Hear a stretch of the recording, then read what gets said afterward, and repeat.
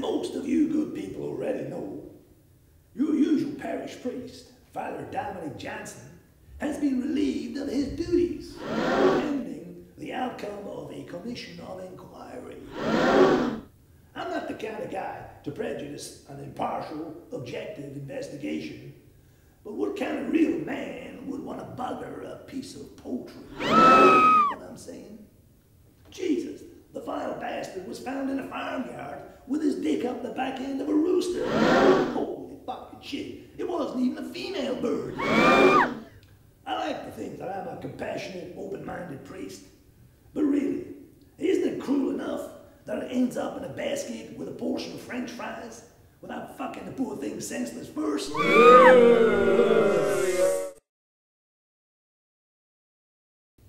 In a way, Father Johnson's predicament is a timely reminder to all of us.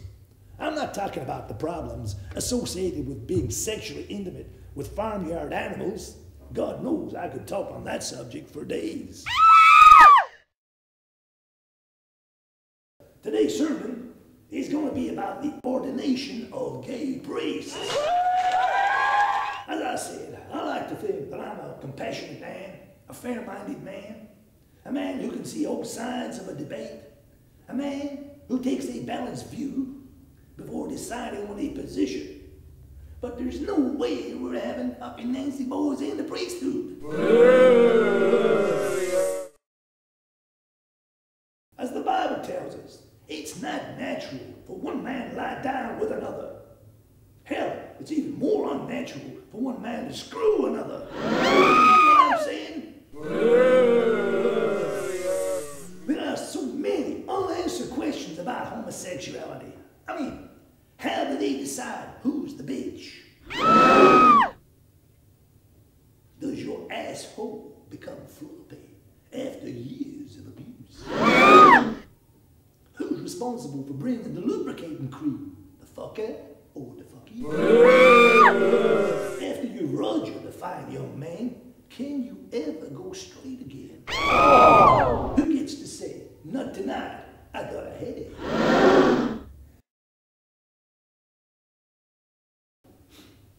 Last night, after evensong, I held the confessions in the nave. Frankly, I've never come across a more debauched, depraved, and vile congregation in my whole life. Why would anyone want to introduce kitchen utensils into the lovemaking of a man and a woman? What kind of confused woman enjoys being smeared with dark chocolate and licked for hour after hour? You know what I'm saying?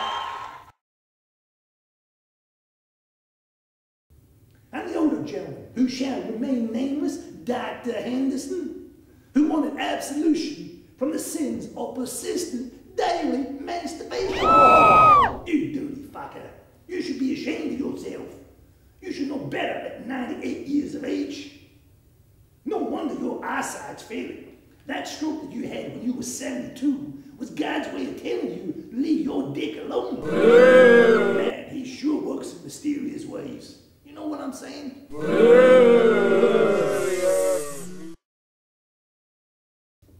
This week, I'd like us to pray for the speedy recovery of Annie McGregor, Marcel Dubois, Eric... Now, wait a minute. We're not going to pray for that bastard. He hasn't been to fucking church for years. And finally, Emily Baskins. Last time she was here, her bowels gave out during communion. Took the goddamn older boys 4 hours to get rid of the stench. Man, that bitch was sick inside.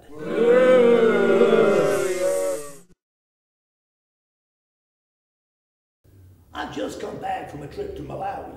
That's in Africa. I gotta tell you, our church and our brother priests are doing great deeds out there. Have you noticed that them black fellas are making their way into the priesthood?